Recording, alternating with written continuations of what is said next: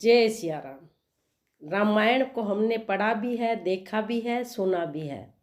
उसमें हमने पढ़ा है, जाना है कि अहिल्या जो कि एक पत्थर की शिला बन चुकी थी, प्रभु श्री राम के चरण के छूते ही वह एक सुंदर नारी में बदल गई।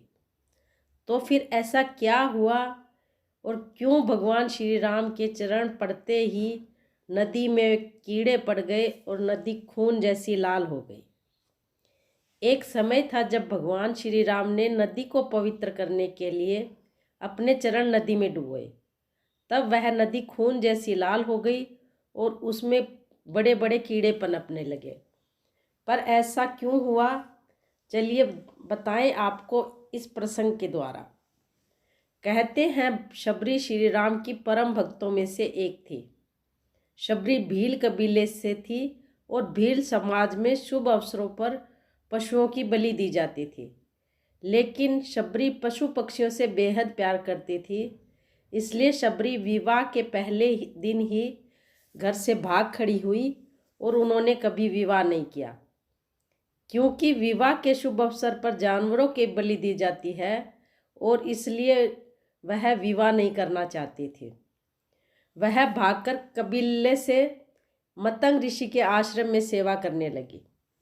शबरी प्रभु श्री राम के अनन्य चरण पड़ते ही वह हर समय प्रभु श्री राम की भक्ति में लीन रहती थी और मातंग ऋषि से धर्म और शास्त्रों का ज्ञान राम ने नदी को पवित्र करने के लिए वह ऋषि मुनियों की सेवा करती थे और प्रभु श्री राम खून जैसी लाल हो गई और उसमें बड़े बड़े कीड़े त्रिकालदर्शी थे। पर ऐसा शबरी की निस्वार्थ सेवा देखकर वह बेहद प्रसन्न हो गए। कहते हैं शबरी श्री राम की परम भक्तों में से एक थी।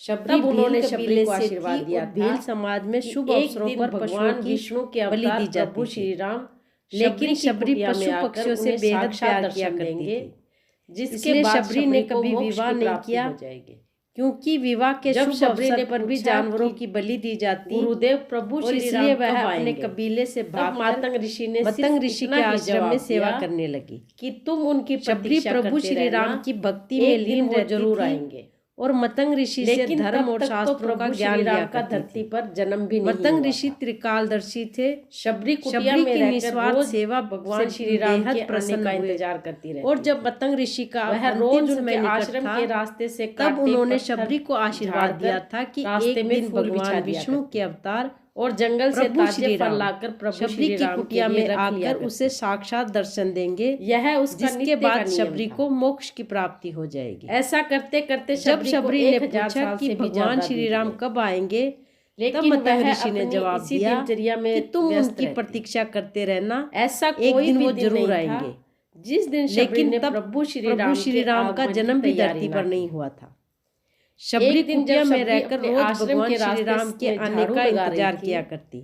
तभी वो रोज उनके आश्रम के रास्ते से कांटे पत्थर झाड़कर रास्ते में फूल बिछाया शबरी की झाड़ू से और जंगल से ताजे फल लाकर प्रभु श्री राम के लिए रखा करती।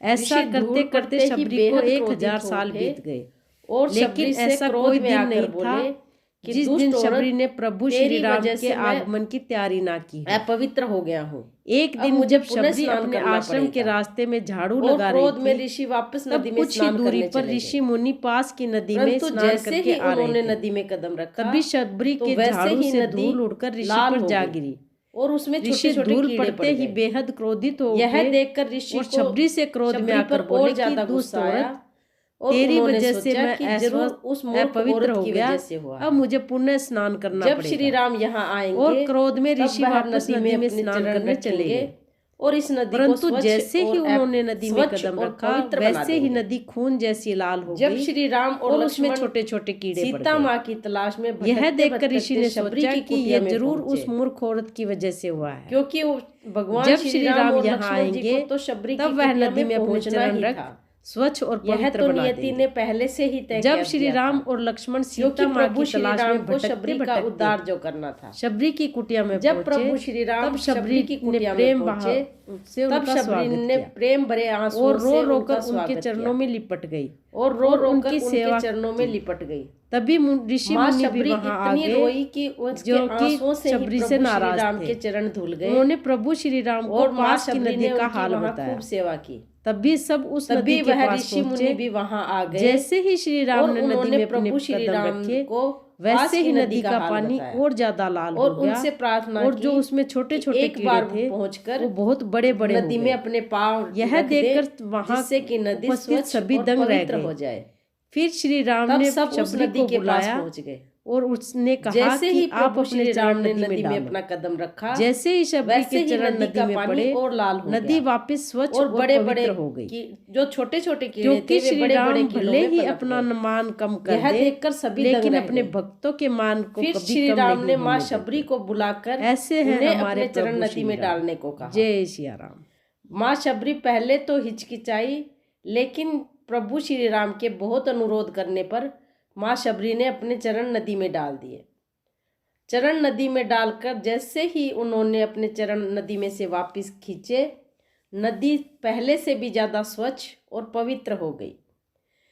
क्योंकि प्रभु श्री राम भले ही अपना मान थोड़ा कम करवा लें, लेकिन अपने भक्तों का मान कभी कम नहीं होने देना चाहते हैं।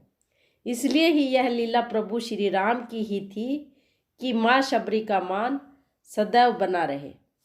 जय श्री